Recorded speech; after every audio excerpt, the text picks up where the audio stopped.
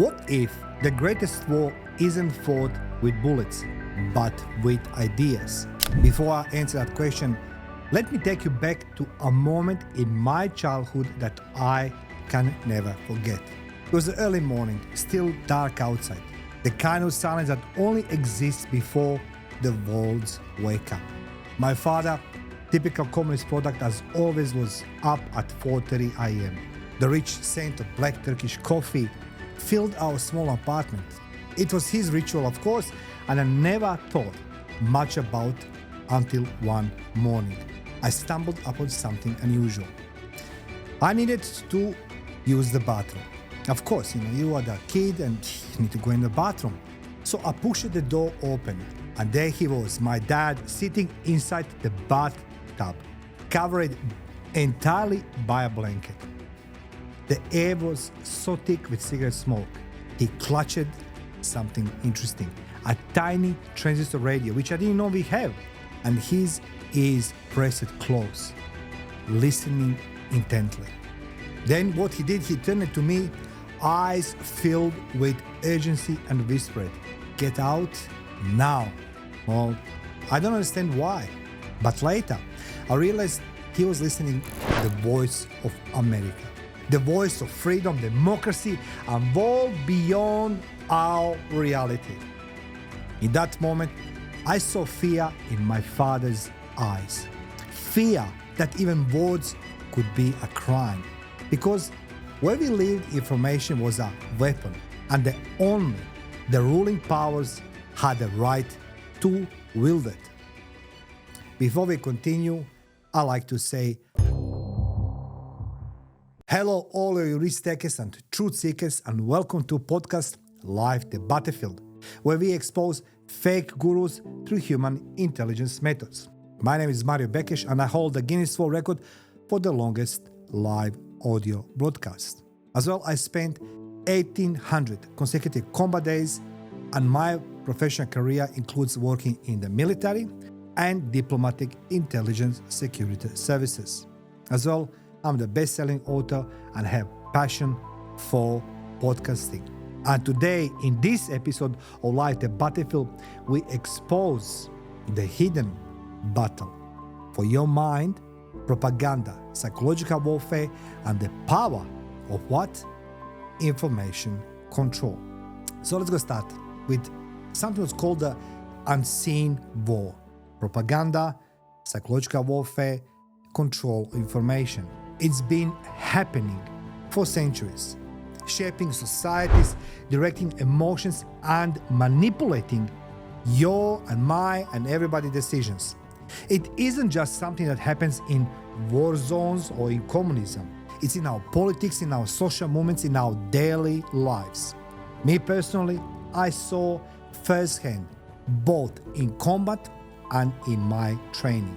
And I felt its weight, not just as a soldier, but as a citizen, watching the world shift around me, knowing that truth itself can be engineered. It's not just the government that use these tactics. Corporations, media, activist groups, everyone is fighting to shape our minds. And let me just step with something further into this conversation. When I was 18 years old, I went in a war. So I transferred from the communism to fighting for freedom and democracy. And the only information I have about democracy and freedom was a state-controlled media. And still remember today how this information shaped our moods, our willingness to fight for the war, for the freedom and democracy. Well, controlling information means controlling people. Would you agree with me? Think about this. I experienced this as like in communism and then in democracy. Every major historical event was influenced not just by actions, but by the stories people believed. Wars were won before the first battle even started, simply by controlling the narrative. Let me go a little bit back in past. During World War II, leaflets were dropped over enemy territories, designed to break morale. In the Cold War, entire generations, including my father, were raised on opposing ideologies, convinced that the other side was the enemy.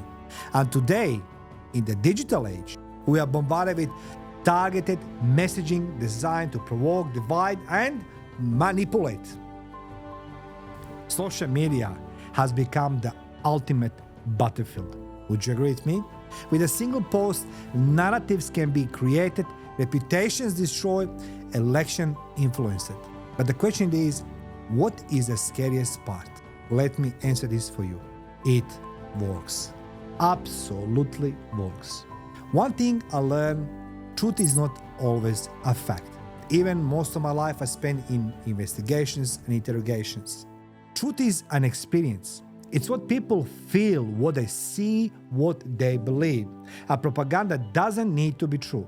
It doesn't. It just needs to feel true. It's about emotion, not the logic. Fear, hope, anger. These are the tools that shape belief. As I mentioned before, from the leaflets of the past to today's viral tweets, the goal has never changed. Control perception, influence emotions, and ultimately direct behavior. That's why media literacy isn't just important, it's a survival. It's a survival. And now, if we don't question the information we consume, we are at the mercy of those who create it. And now ask yourself, who are the people who create those informations? Because the power of emotion in war and life is simple. Wars are not won by firepower alone. It is not. Again, let me go a little bit back in past. Second World War, yes, there was an onslaught. There was the wars of ideology, Nazism versus communism, democracy versus fascism, and list goes on. But every single side utilized information and propaganda to win the war.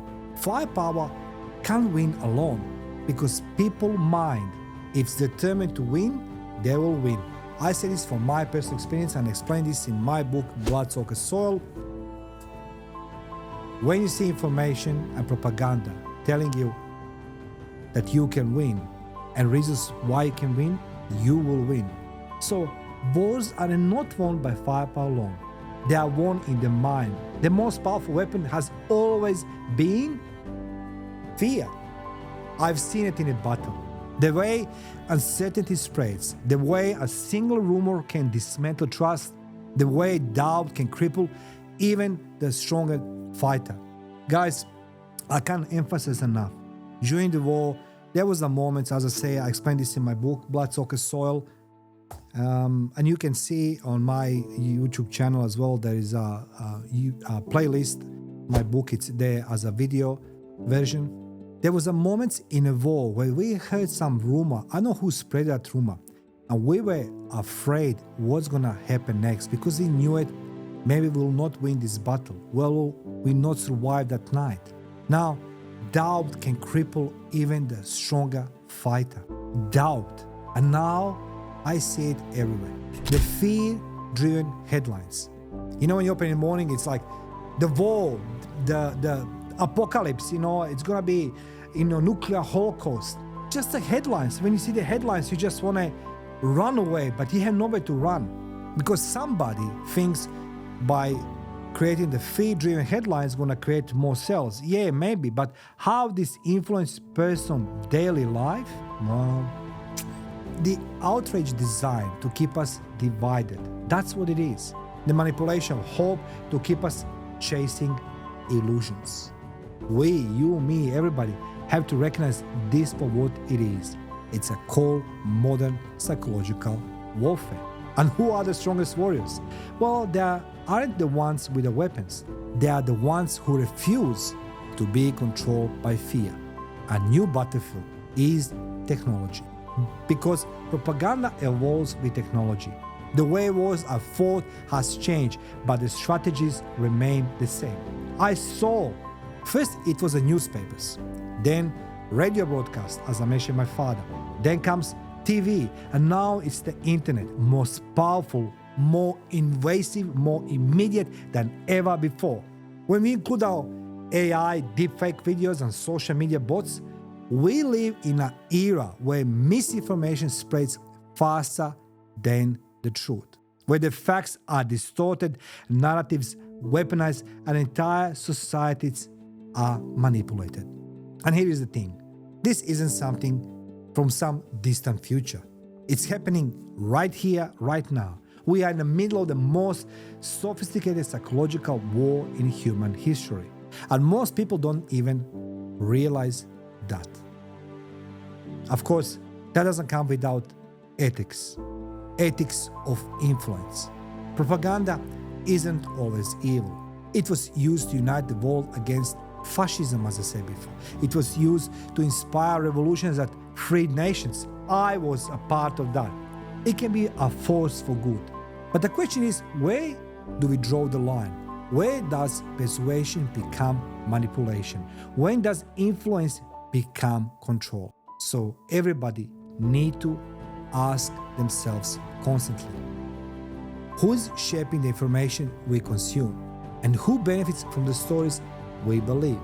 And most importantly, are we thinking for ourselves? Are you thinking for yourself, or simply you reacting to what we've been conditioned to accept? They say there's a global war on the truth. Well, I disagree with that one. As I say, through the history, we're witnessing so many changes, so many uprisings, so many wars, and the things are just repeating. So I don't believe, I don't buy this conspiracy theory, but I say like information can be weaponized if you put emotions in them. And that's what created that perception in the people. Is it true or not true? This isn't just about politics. It isn't just about governments. It's all about us. Every day, psychological warfare is being waged on a global scale. Nations are using to influence elections. We witnessed this last couple of years. Corporations are using to shape our desire, what to buy, how much to spend. Social movements are using to divide or unite us. How many of those movements you already know? And here's the most dangerous part.